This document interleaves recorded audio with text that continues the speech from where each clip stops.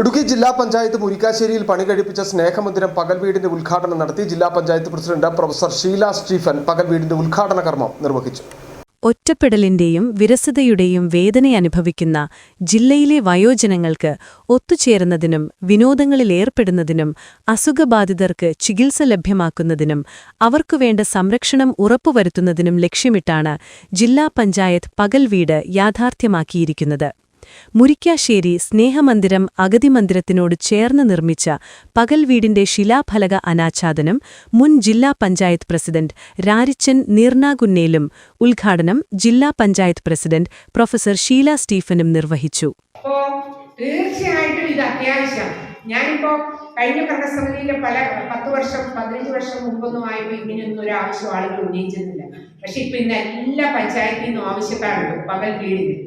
കാരണം ഇവർക്കൊന്ന് വരാനും ഇവിടെ എല്ലാവരും സൂചിപ്പിച്ചു, ഒന്ന് എല്ലാവർക്കും കൂടെ ഒന്ന് സംസാരിക്കാനും പരസ്പരം സങ്കടങ്ങളും ദുഃഖങ്ങളും സന്തോഷങ്ങളും എല്ലാം ഒന്ന് കൈമാറാനും ഒക്കെ ഇതുപോലുള്ള സ്ഥാപനങ്ങൾ ഇനി നമ്മുടെ നാട്ടില് അത്യന്താപേക്ഷിതമാണ്. ഇടുക്കി ബ്ലോക്ക് പഞ്ചായത്ത് പ്രസിഡന്റ് സാന്ദ്രാമോൾ ജിന്നി ചടങ്ങിൽ അധ്യക്ഷത വഹിച്ചു. Idukki ADM Shaiju P Jacob മുഖ്യപ്രഭാഷണം നടത്തി. പകൽ വീടിന് സ്ഥലം നൽകിയ Padamukham സ്നേഹമന്ദിരം director doctor brother VC. രാജുവിനെ ചടങ്ങിൽ ആദരിച്ചു. വാത്തിക്കുടി ഗ്രാമപഞ്ചായത്ത് പ്രസിഡന്റ് വിനോദ് ജോസഫ് സംസ്ഥാനത്തെ മികച്ച അങ്കണവാടി ടീച്ചർക്കുള്ള അവാർഡ് ലഭിച്ച മൂങ്ങാപ്പാറ അങ്കണവാടി ടീച്ചർ ഗീത കെ.എസിനെ ആദരിച്ചു.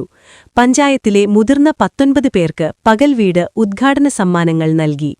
ജില്ലാ പഞ്ചായത്ത് സ്റ്റാൻഡിംഗ് കമ്മിറ്റി ചെയർപേഴ്സൺമാരായ ഷൈനി സജി, ഷൈനി റെജി, അംഗം മിനി സാംബു, ബ്ലോക്ക് പഞ്ചായത്ത് അംഗം മാളവിക ബാബു, പടമുഖം ഫൊറോന പള്ളി വികാരി father Shaju Chamappara, panchayat vice president Milani Sabu, മുൻ ജില്ലാ പഞ്ചായത്ത് സ്റ്റാൻഡിംഗ് കമ്മിറ്റി ചെയർമാൻ നോമ്പിൽ ജോസഫ്, പഞ്ചായത്ത് അംഗങ്ങളായ Bobas K M, D Clark Sebastian, Murikkassery വ്യാപാര സമിതി president Jose Pulikkodan, Shiny Raju, K M Jalaluddin, George Ambazham തുടങ്ങിയവർ സംസാരിച്ചു.